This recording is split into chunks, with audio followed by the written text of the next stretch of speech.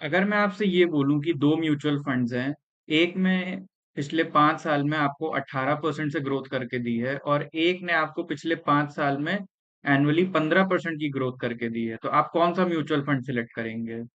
ज्यादातर लोगों का जवाब होगा 18% वाला म्यूचुअल फंड। पर अगर मैं कहूं कि आप पूरी कहानी भी नहीं जान रहे हैं और अपना डिसीजन ले ले रहे हैं, तो आप क्या कहेंगे? बने रहिएगा वीडियो के एंड तक। इस वीडियो में हम लोग बात करने वाले हैं रोलिंग रिटर्न्स के बारे में और क्यों खाली सीएजीआर के रिटर्न्स देख के हमें अपना डिसीजन नहीं लेना चाहिए।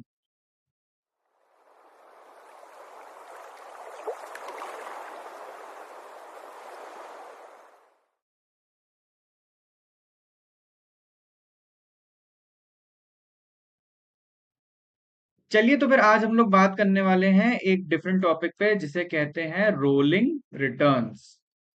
तो रोलिंग रिटर्न्स के बारे में जानने से पहले सबसे पहले ये जानते हैं कि एक म्यूचुअल फंड का जो रिटर्न कैलकुलेट होता है वो किस तरीके से कैलकुलेट होता है।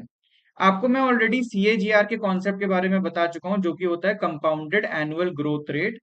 तो अगर मैं किसी भी, जैसे मान लीजिए मैं किसी म्यूचुअल फंड ए के बारे में बात करूं और म्यूचुअल फंड बी के बारे में बात करूं और मैं ये बोलूं कि लास्ट 5 इयर्स में उसका सीएजीआर जो है वो रहा है म्यूचुअल फंड ए का 18% और म्यूचुअल फंड बी का 15%। तो इसमें होता क्या है कि मान लीजिए आज हम लोग हैं फॉर एग्जांपल जून 2026 में। तो इसका ये कहने का मतलब है कि पिछले 5 साल यानी कि जून 2021 से जून 2026 तक म्यूचुअल फंड ए ने ऑन एन एनुअल 18% के रिटर्न्स दिए हैं। वहीं अगर म्यूचुअल फंड बी की बात करें तो उसने एनुअली 15% के रिटर्न्स दिए हैं। पर इसमें एक ट्विस्ट है। मान लीजिए कि जो हमारा ये पीरियड है 2021 से 2026, अगर मान लीजिए मार्केट कुछ ऐसी गई थी और ऐसी हुई, ओके,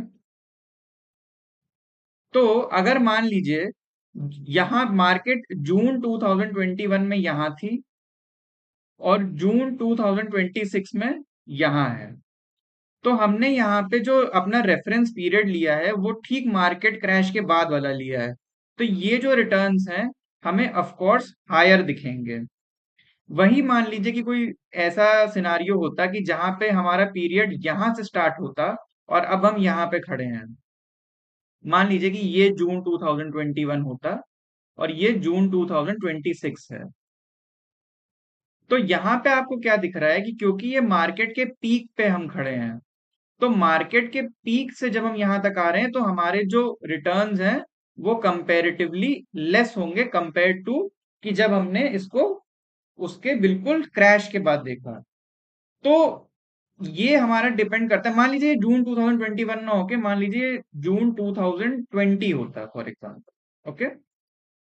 तो अब फंड जो है वो तो हमारा सेम है, पर हम कौन से टाइम फ्रेम से इसको कंसिडर कर रहे हैं उसकी वजह से जो हमारे रिटर्न्स हैं वो वेरी कर रहे हैं, राइट, वो इक्वल नहीं है।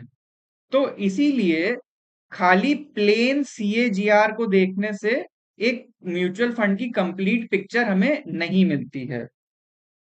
चलिए मैं इसको आपको एक एग्जांपल लेके समझाता हूँ। एक एक इन्वेस्टर है, उसका नाम है अक्षत। एक इन्वेस्टर है, उसका नाम है अमन। अक्षत ने दो म्यूचुअल फंड के बारे में पढ़ा। एक म्यूचुअल फंड का नाम था खिचड़ी, एक म्यूचुअल फंड का नाम था दलिया। खिचड़ी म्यूचुअल फंड में जब उसने देखा तो उसे दिखा कि उसका 5 ईयर सीएजीआर 18% है और दलिया म्यूचुअल फंड में वो वही सीएजीआर था 15%। तो अक्षत ने इसके बाद और कुछ भी नहीं समझा, उसने सिंपली देखा कि इसका सीएजीआर ज्यादा है तो उसने परचेज कर लिया खिचड़ी म्यूचुअल फंड।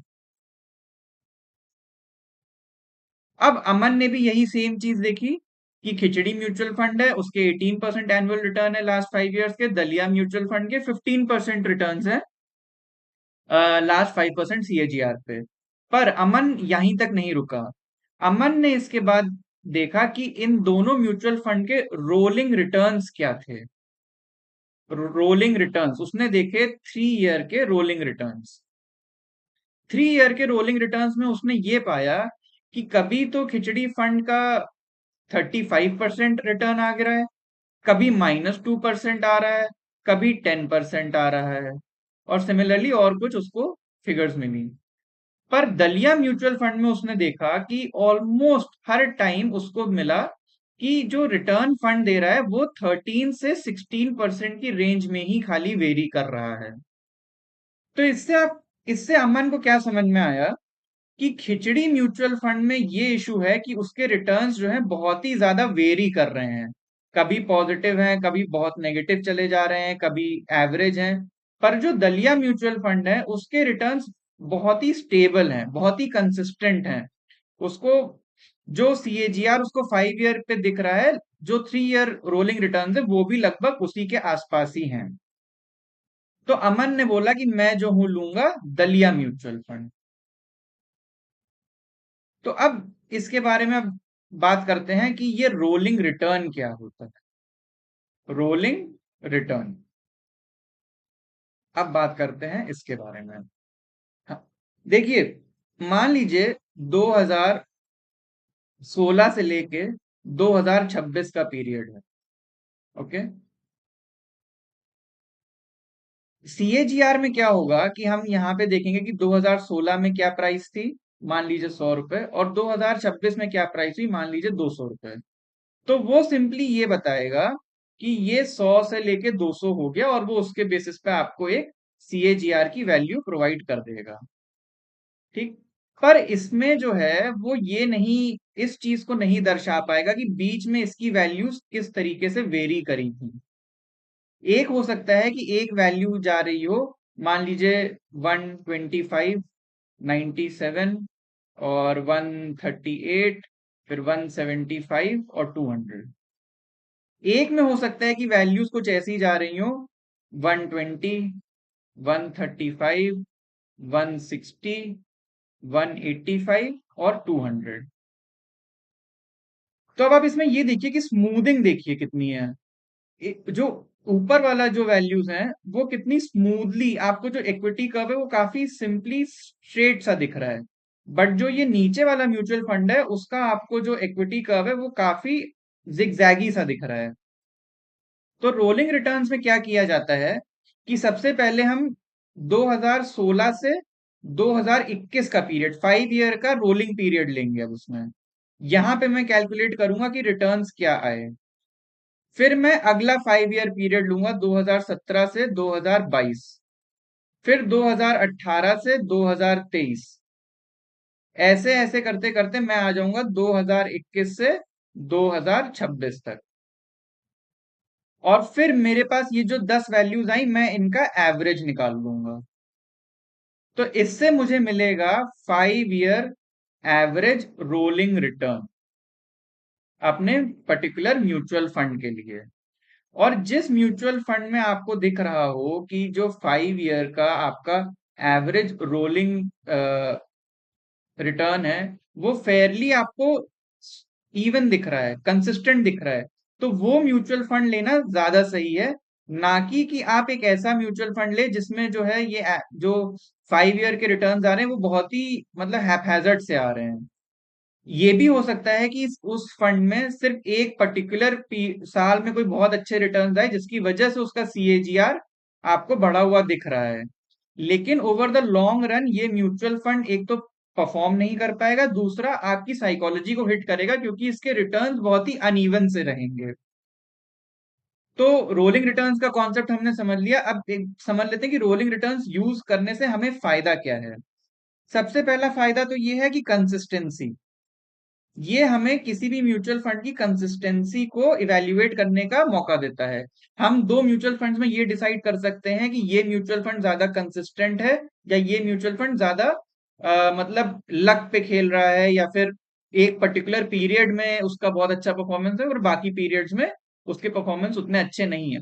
और ये इसलिए इंपॉर्टेंट है क्योंकि आपको नहीं पता कि उस फंड का कब अच्छा पीरियड हिट करेगा। तो आप ऐसे म्यूचुअल फंड को चूज करना प्रेफर करेंगे जो कि लॉन्ग रन में कंसिस्टेंट है। तो रोलिंग रिटर्न्स देखने से आपको एक फंड की कंसिस्टेंसी के बारे में पता लगता है। दूसरा ये है कि इट रिड्यूसेस लक।